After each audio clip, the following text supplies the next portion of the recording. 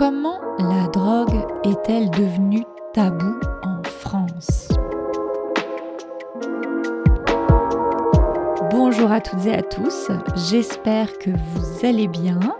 Aujourd'hui, vous allez entendre dans cet épisode une interview. J'ai discuté avec Zoé Dubu, une historienne, qui m'a parlé de son sujet de spécialisation, c'est-à-dire l'utilisation des drogues dans la médecine. Alors, en réalité, elle n'utilise pas le mot drogue et elle va nous expliquer pourquoi. Mais si moi j'ai décidé d'utiliser ce terme dans le titre, c'est parce que on l'entend beaucoup dans les médias en France.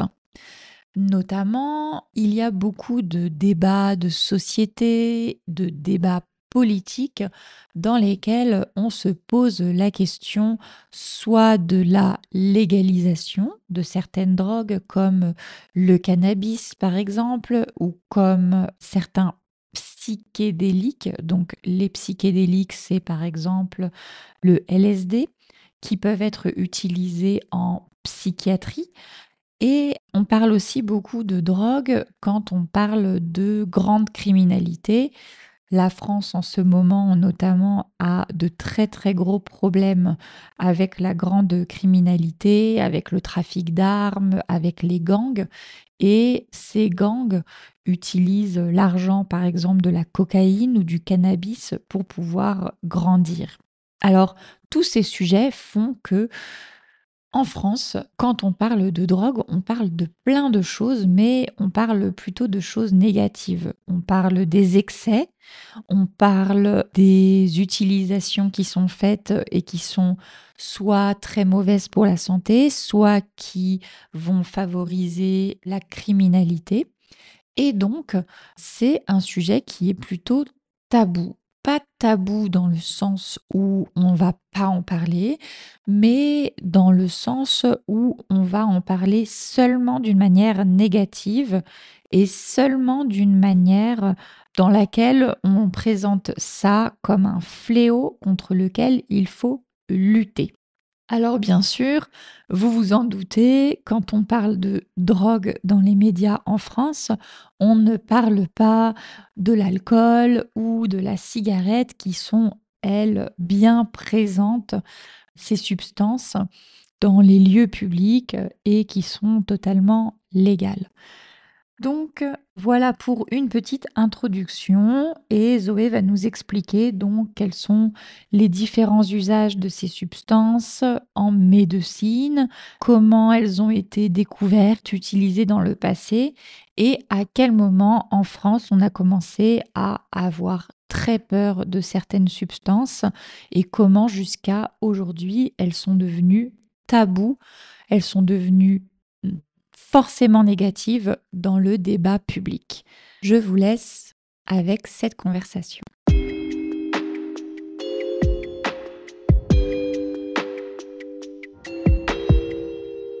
Salut Zoé. Bonjour. En tout cas, merci beaucoup d'avoir accepté notre invitation chez Inner French. Toi, tu es une historienne. Est-ce que tu peux nous en dire un peu plus sur ta spécialisation ? Alors, je suis effectivement historienne. Je suis historienne contemporaine, donc ça veut dire que je travaille du 19e siècle jusqu'à à peu près nos jours. Et je suis spécialiste d'histoire de la médecine. Et plus particulièrement, je m'intéresse à l'histoire des psychotropes, donc à toutes les substances qui modifient le comportement, l'humeur, la conscience de manière générale. D'accord. Et donc, quand tu dis psychotrope, est-ce que c'est la même chose que ce qu'on appelle drogue en général ? Le mot drogue, il est assez problématique parce que il est très vague et tout le monde ne met pas la même définition sur le mot drogue. Donc, par exemple, il y a des gens qui vont considérer que l'alcool n'est pas une drogue parce que c'est un produit qui est légal. Donc, moi, j'utilise jamais ce terme-là. En français, le mot drogue est plutôt synonyme de stupéfiant. Donc, stupéfiant, ça veut dire tous les psychotropes qu'on n'a pas le droit de consommer. Mais les psychotropes, c'est une grande famille qui contiennent donc toutes les substances qui sont légales, par exemple l'alcool, le tabac, mais aussi le café. Et puis des substances qui sont des médicaments, donc par exemple les anxiolytiques ou les antidépresseurs. et toute la grande famille des substances qui sont interdites. D'accord, donc plutôt que de dire drogue pour parler de tous ces produits, on va plutôt dire stupéfiant pour tout ce qui est illégal et psychotrope pour tout ce qui modifie la conscience. Donc, effectivement, on n'y pense pas trop. Au café, il y a vraiment beaucoup de produits différents. Tout à fait, oui, c'est un problème, en France, ces problèmes de définition, c'est un gros problème parce que ça limite aussi dans la compréhension de ces substances. Et d'ailleurs, ouais, en parlant d'une définition un peu bizarre, on entend souvent parler de usage médical face à usage récréatif.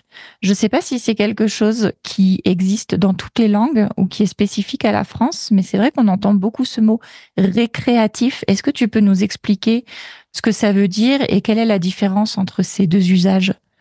C'est une question compliquée et très intéressante. Jusqu'à la fin du 19e siècle, on ne fait pas de distinction en Occident entre les différents types d'usages. Donc, en fait, il y a plein de types d'usages possibles avec les psychotropes. Il y a des usages qui peuvent être spirituels, religieux, par exemple. Il y a des usages qui sont donc festifs, récréatifs. Il y a des usages qui sont plus expérientiels, donc pour faire des expériences sur soi ou sur le monde. Il peut y avoir aussi des usages qui sont performatifs, donc par exemple pour être plus efficace dans son travail. Donc voilà, il y a plein de types d'usages en réalité de ces produits. Et jusqu'à la fin du 19e siècle, on ne fait pas de distinction, en particulier entre l'usage médical et l'usage qu'on appellerait nous aujourd'hui récréatif, parce qu'on considère que prendre une substance qui nous met dans un état dans lequel on se sent bien, bah, finalement, c'est déjà un petit peu thérapeutique, c'est déjà un petit peu un usage médical. Et c'est seulement quand on va commencer à stigmatiser l'usage de certaines substances qu'on va faire cette distinction entre des usages qui sont perçus comme légitimes, donc des usages médicaux, et des usages qui sont dénoncés moralement, et donc qu'on va décrire comme récréatifs ou festifs. C'est de là que vient cette distinction, qui existe, je pense, dans beaucoup de langues, en tout cas en anglais, ça existe, mais qui, du coup, pour les universitaires ou les scientifiques qui travaillent sur ces substances, est vraiment limitante. Le caractère récréatif ne décrit pas, en fait, la réalité des usages des gens. D'accord, parce que en voyant tes travaux, tes interviews, et cetera, je voyais beaucoup de choses sur la médecine, sur les usages, médicaux et je me demandais justement si dans tes recherches, ça se croisait aussi avec, les usages, récréatifs qui sont quand même très présents dans les médias aujourd'hui. Donc oui, finalement, il y a pas de distinction, tu étudies tout, ensemble? Moi, mon travail, c'est vraiment de comprendre, pour la médecine, comment est-ce que ces substances, elles ont été étudiées, comment elles ont été intégrées à la pharmacopée à un moment, pourquoi est-ce qu'on a arrêté de les considérer comme des médicaments, et puis m'intéresser aussi aux raisons qui font qu'aujourd'hui, on se penche à nouveau sur leurs propriétés thérapeutiques et on réfléchit à comment peut-être les réhabiliter. Donc, les types d'usages sont finalement assez perméables. On peut utiliser une substance pour faire la fête et se rendre compte que mes symptômes dépressifs, par exemple, sont soulagés par la substance, ou on peut prendre une substance pour faire une expérience mystique et se dire finalement c'était quand même vachement marrant et je me suis bien amusée. Donc voilà, les différents types d'usages se mélangent, mais dans mes recherches à moi, j'étudie vraiment le côté médical. D'accord. Est-ce que tu peux expliquer un mot que tu as utilisé, c'est pharmacopée?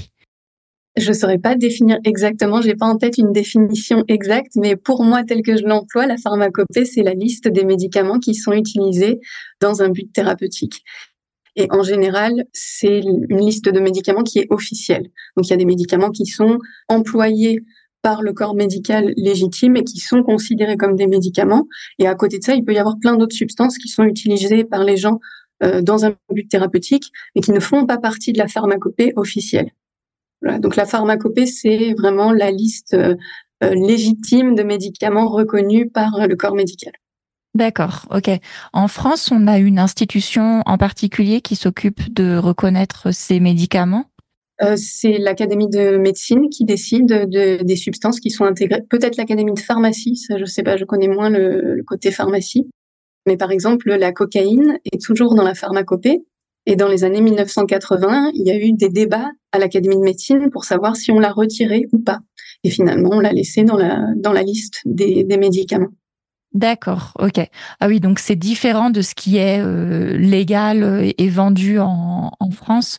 C'est ce qui est considéré par les médecins comme OK pour soigner, les gens? Oui, donc il y a les stupéfiants peuvent être aussi, donc les substances qui sont interdites, les stupéfiants, peuvent être aussi des médicaments.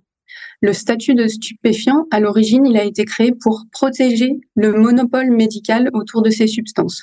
Donc de dire, ces produits, par exemple la morphine ou l'héroïne ou le cannabis, les gens n'ont plus le droit de décider d'eux-mêmes s'ils peuvent les consommer. Par contre, c'est toujours des médicaments, donc si ils ont envie d'en avoir, il faut qu'ils aient l'autorisation de leur médecin. Et ensuite, il n'y a que les pharmaciens qui vont pouvoir vendre ces substances-là. Donc à l'origine, c'est le statut de stupéfiant, c'est la création d'un monopole médical. Et donc aujourd'hui, c'est toujours la même chose. Il peut y avoir dans la liste des stupéfiants des substances qui sont aussi utilisées en médecine, comme la cocaïne, comme la morphine par exemple. D'accord, OK. Bon, je pense que là, on a bien compris toutes les définitions qui étaient importantes.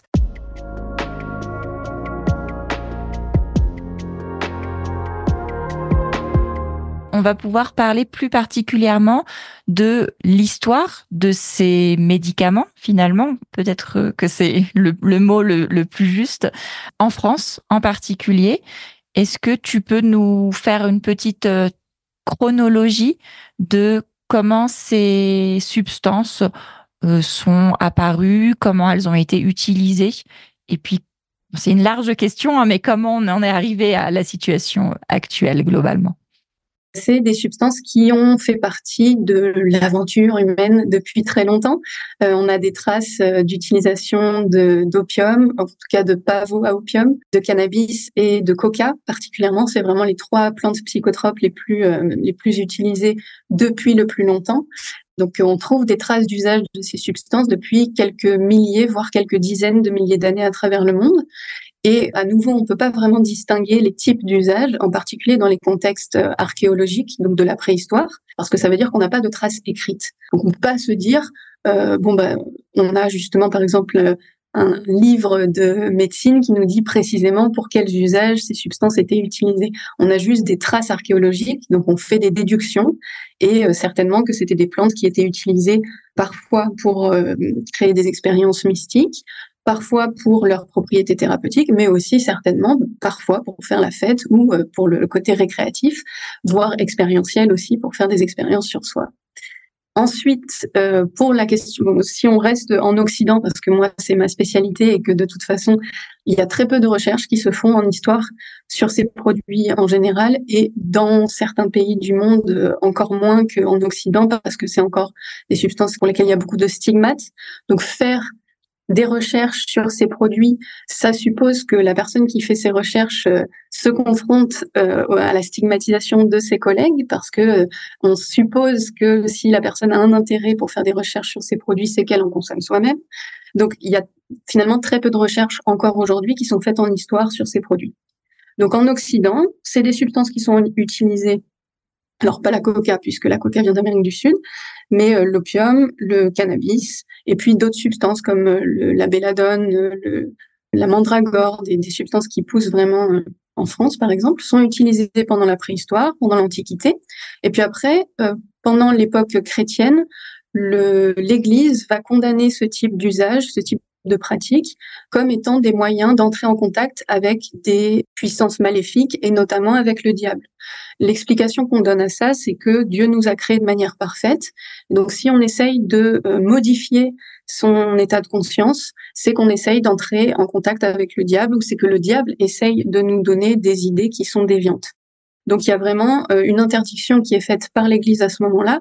Et même si le vin, lui, rentre dans le culte, en réalité, théoriquement, on n'est pas censé être sous, on n'est pas censé être dans un état d'ivresse avec l'alcool. Donc, vraiment, toute expérience psychotrope, toute modification de l'état de conscience est condamnée. Ça ne veut pas dire que les gens le font effectivement. On voit qu'il y a des usages qui demeurent, des psychotropes dans les pratiques des populations, mais c'est quelque chose qui est tabou et qui souvent n'est pas retranscrit par écrit. C'est des savoirs qui se transmettent oralement. Donc pour nous, les historiens, c'est très difficile en fait de retrouver des traces de ce type d'usage. Quand on arrive à la Renaissance, il va y avoir de plus en plus de voyages dans le monde et donc c'est les débuts de la colonisation. Les populations occidentales vont découvrir des usages de psychotropes dans d'autres parties du monde et condamner ces usages-là et puis tuer les gens qui les pratiquent, qui utilisent par exemple les champignons hallucinogènes en Amérique du Sud.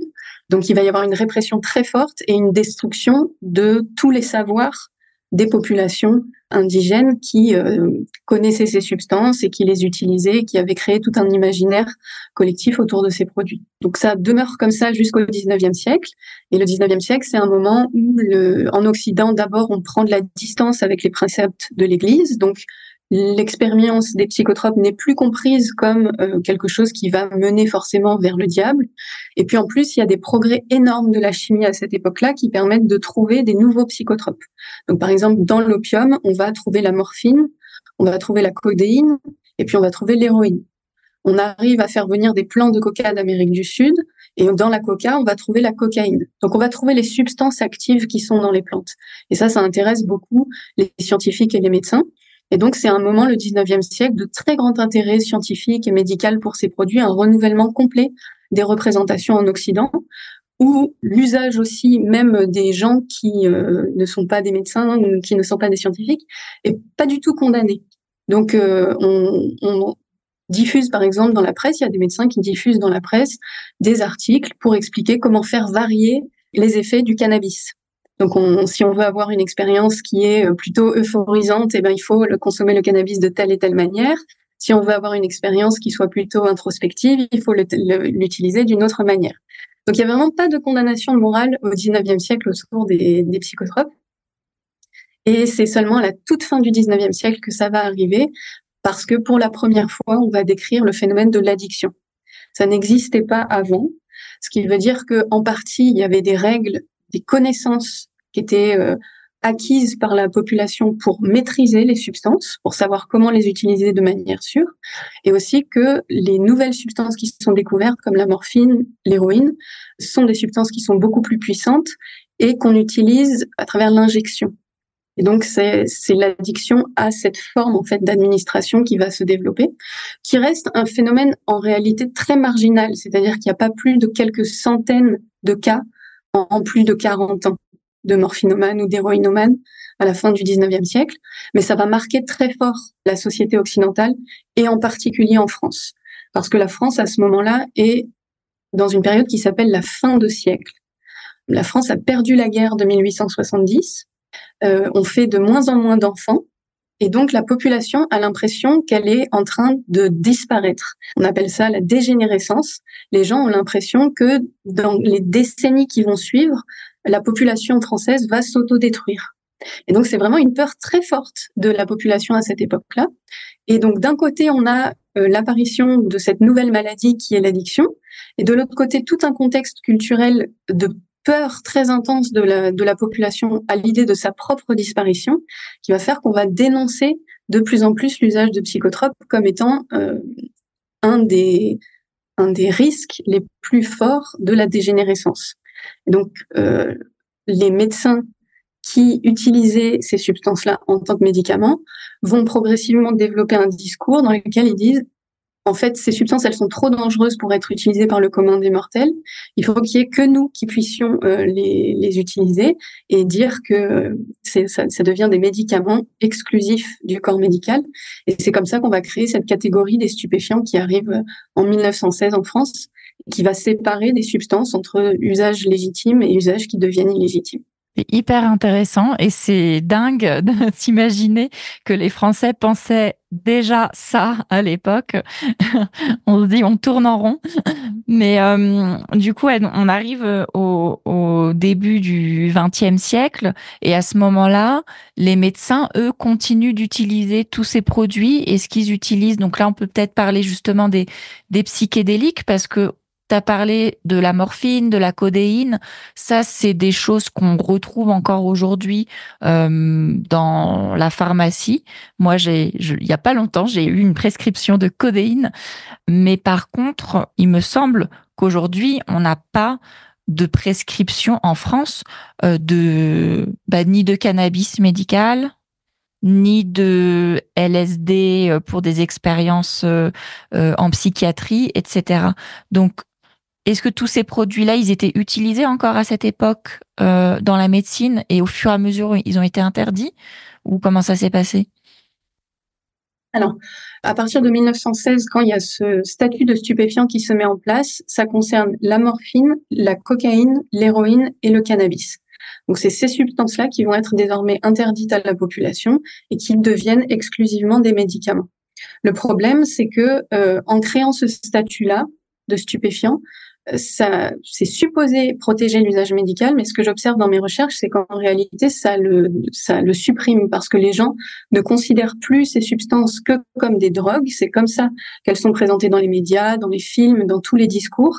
Et donc, ça devient très difficile de penser une substance qui soit à la fois mortifère, mais aussi un médicament. Et donc, très rapidement, les populations ont peur de ces substances et donc refusent qu'on leur en administre médicalement. Et les médecins eux-mêmes commencent à les voir comme des substances trop dangereuses pour être utilisées et donc vont se censurer. Et ce qu'on voit, c'est que dès l'entre-deux-guerres, il y a une chute drastique de l'usage de morphine qui va continuer en France jusque dans les années 90, 1990. Donc en fait, on abandonne pendant tout le XXe siècle presque totalement l'usage de morphine en médecine. Et donc ça a des conséquences très graves en termes de santé publique parce que on ne peut plus traiter la douleur sévère en France. Et donc on a par exemple 30 ans de retard sur l'émergence des soins palliatifs. On a dans les années 80 seulement 4% des femmes en France qui accouchent avec une péridurale, donc avec le soulagement de leur douleur. Donc, c'est vraiment un contexte français qui est très particulier où il va falloir réhabiliter la morphine dans les années 1990 au point qu'aujourd'hui, on en est dans une situation où on ne pense plus à la morphine comme une drogue. Et en fait, chaque substance va passer par ces différentes étapes. Donc le cannabis devient un stupéfiant en 1916. Son usage médical va se réduire au point qu'en 1953, on l'utilise plus du tout. Il y a des études qui sont faites pour voir s'il y a des médecins qui utilisent encore le cannabis et c'est plus le cas. Donc ça va disparaître de la pharmacopée. Là, pour le coup, il est complètement retiré. Ça n'est plus un médicament. Et c'est seulement dans les années 80, la fin des années 80, avec les malades du sida, que l'usage médical du cannabis va réapparaître, parce que les malades du sida, qui par ailleurs fument du cannabis, mais pas pour les propriétés thérapeutiques, parce qu'on a complètement oublié que ça en avait, découvrent que ça soulage leur douleur ou que ça a un effet sur leur vomissement. Et donc, ils vont réclamer, notamment aux États-Unis, que les scientifiques refassent des études sur les propriétés thérapeutiques du cannabis. Et c'est comme ça que le cannabis médical réémerge en Occident. Les psychédéliques, quant à eux, ne sont pas encore vraiment utilisés au début du XXe siècle. Ils viennent à peine d'être redécouverts. C'est le cactus peyote qui est découvert en premier, donc un cactus qui pousse en Amérique centrale et qui est découvert à la fin du XIXe siècle. Et on va en tirer la mescaline. Et la mescaline commence à être étudiée vraiment dans l'entre-deux-guerres, à la fin des années 1920. Donc, à ce moment-là, donc la mescaline commence à être étudiée en psychiatrie particulièrement. Le LSD va être découvert au début des années 40 et intégré à la psychiatrie au début des années 50. Et les champignons hallucinogènes, eux, vont être découverts seulement à la fin des années 50. Donc, pour les psychédéliques particulièrement, des années 30 à peu près à la fin des années 60, c'est la période où ça va être étudié en médecine et où il n'y a pas encore de condamnation parce que c'est des substances qui sont exclusivement utilisées par le corps médical. Il n'y a pas encore d'usage profane, on va dire, ou d'usage en dehors d'un usage spécifiquement médical. Et c'est seulement à la fin des années 60, quand il y a de nouvelles générations des baby boomers américains qui vont commencer à utiliser ces produits pour faire la fête, mais aussi pour faire des expériences, que la condamnation morale va arriver et donc que ces substances vont être classées dans le tableau des stupéfiants à la fin des années 60. Et là, à nouveau, ce classement-là, qui est censé protéger l'usage médical, va faire qu'on va en réalité, au cours des années 70, arrêter d'étudier les psychédéliques parce que ça devient trop stigmatisant de les utiliser en médecine, que les patients en ont peur, donc ils veulent pas qu'on leur en administre. Et donc toutes les études s'arrêtent au cours des années 1970 dans le monde entier. Et c'est seulement dans les années 2000 à peu près qu'il y a de nouvelles générations de thérapeutes qui s'intéressent à nouveau aux propriétés thérapeutiques de ces substances et qui vont petit à petit réclamer qu'on fasse des nouvelles études. Donc là, on est vraiment encore dans ce moment de redécouverte. Il y a quelques études à travers le monde qui essayent de préciser les propriétés thérapeutiques, notamment de la psilocybine, donc c'est la substance qu'il y a dans les champignons hallucinogènes, et du LSD. Pour l'instant, c'est les deux substances les plus étudiées dans les psychédéliques classiques. Et puis, il y a aussi la MDMA, qui est un petit peu à côté, qui est une substance plus récente qui commence à être étudiée dans les années 1970, qui elle aussi est en train d'être réhabilitée aujourd'hui et étudiée, en tout cas pour l'instant, dans le cadre de la psychothérapie. Mais on ne peut pas encore se faire prescrire ces substances-là, parce qu'on est vraiment au tout début de la reprise de ces études. Il va encore falloir de nombreuses années pour qu'il y ait un consensus médical pour dire effectivement, ces substances, elles sont non seulement sûres, donc elles sont pas trop dangereuses, et en plus, elles ont des propriétés thérapeutiques, donc on va les autoriser en médecine.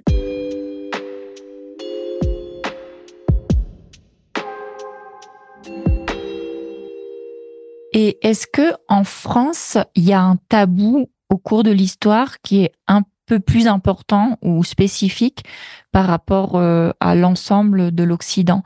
Je pose la question parce que particulièrement en France, on a souvent des débats sur le cannabis et on a souvent cette impression que les Français, en tout cas ceux qui peuvent parler dans les médias, les hommes politiques et les femmes politiques, ont tendance à vraiment stigmatiser comme si c'est un peu avec le côté c'est de la drogue, c'est mal. Est-ce que c'est quelque chose qui est spécifique à la France et qui vaut pour toutes les substances? Oui, c'est vraiment un contexte qui est spécifique à la France. Alors, on a déjà l'une des législations à l'égard des stupéfiants qui est l'une des plus dures au niveau européen. Et c'est vraiment lié à notre histoire spécifique dont je te parlais tout à l'heure de la fin de siècle, où le contexte français lié aux représentations très négatives qui vont être liées à l'usage notamment de morphine et ensuite de cocaïne comme étant des substances qui poussent la population à la dégénérescence, va beaucoup plus marquer l'imaginaire collectif que dans d'autres pays. Donc il y a vraiment un contexte français qui est très spécifique autour de ces produits et notamment le corps médical français qui va lutter très fort contre ce type de pratique dans un processus de légitimation de la profession. C'est-à-dire qu'à la fin du 19e siècle, les médecins sont en train de devenir une profession particulièrement reconnue dans la population française.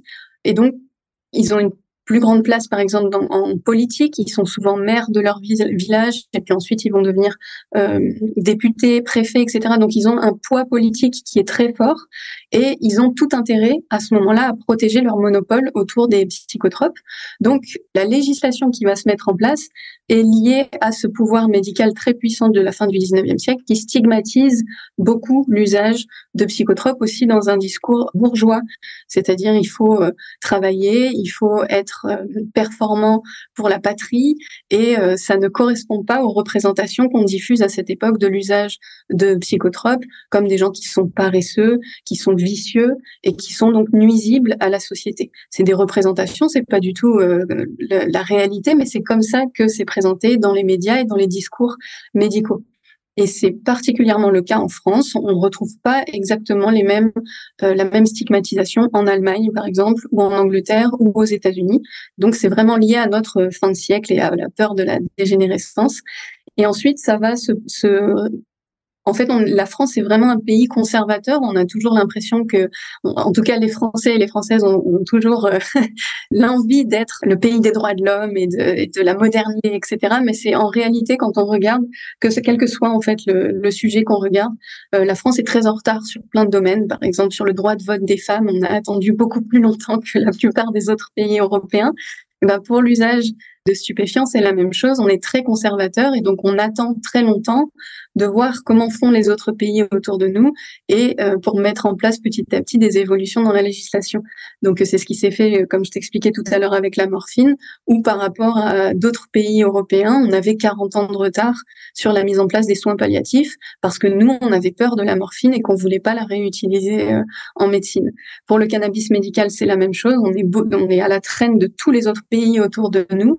Et c'est aussi lié à des décisions politiques qui sont difficiles à prendre parce que comme en France, il y a ce contexte particulièrement stigmatisant autour de l'usage des stupéfiants. Les politiciens ou les politiciennes qui prendraient le risque de dire on va faire évoluer la législation perdraient un électorat très important qui a été très marqué par la guerre à la drogue, c'est comme ça que ça s'appelle, toute cette propagande qui a été diffusée depuis des décennies pour faire croire aux gens que les stupéfiants étaient des substances extrêmement dangereuses, en ne se basant absolument pas sur les données scientifiques dont on dispose sur ces produits, mais parce que ça permet de faire vendre, parce que ça permet d'avoir un discours politique qui va faire peur et donc qui va fonctionner puisque les gens vont voter pour ces personnes qui sont censées protéger la population. Et on a très bien vu en France, à la fin des années 90, le candidat Jospin avait dans son programme la proposition de légaliser le cannabis et ça a été un tel tollé médiatique qu'il a été obligé de retirer cette proposition et il n'a pas été élu en 2002 et ça, tous les politiciens et les politiciennes aujourd'hui ont bien en tête cette histoire-là qui est finalement encore assez récente et personne ne va prendre le risque en fait encore de faire évoluer la législation parce que les représentations demeurent très négatives, en particulier pour les générations les plus anciennes qui ont été baignées dans cet imaginaire de guerre à la drogue et qui sont celles qui votent le plus aujourd'hui. Donc voilà, ce contexte-là fait que pour l'instant, on a encore du mal à dépasser ces représentations très négatives. Ok, donc faut pas s'attendre à ce que la France soit bientôt pionnière et il faut juste attendre de voir ce qui se passe ailleurs. Mais en tout cas, on comprend. La France est rarement pionnière. Ouais, c'est vrai. Pratiquement pour tous les sujets dont on parle sur ce podcast, on est obligé de rappeler ça. C'est vrai, malgré la réputation de pays des droits de l'homme, c'est vrai que en fait, on n'y est pas du tout. Ok, bah c'était super intéressant, ça, c'était clair, je pense. Vous nous direz dans les commentaires ce que vous en avez pensé. N'hésitez pas à poser des questions et puis surtout à aller sur la page de l'épisode où vous aurez plusieurs liens pour retrouver les travaux de Zoé si vous voulez approfondir. Voilà, je pense que tu as vraiment beaucoup de contenu en ligne qui pourront les intéresser. Merci beaucoup encore pour cette invitation. Je suis ravie d'avoir participé. Merci à toi. Au revoir.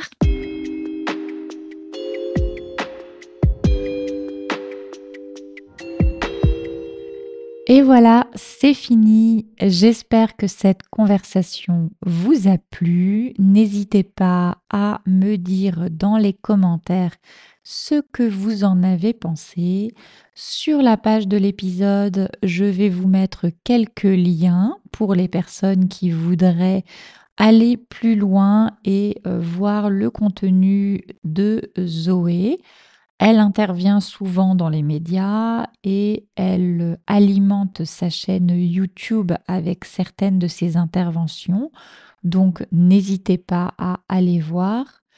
Je vous précise que vous allez voir dans ces interventions récentes beaucoup de choses sur les psychédéliques. C'est tout simplement une catégorie bien spécifique des psychotropes qui apparemment est à la mode en ce moment, mais en général, voilà, son sujet d'étude, comme elle nous l'a expliqué, est assez large et vous pouvez trouver pas mal d'infos dans toutes ces interventions. Ben voilà, c'est fini pour nous. Je vous souhaite une bonne semaine et je vous dis à très bientôt.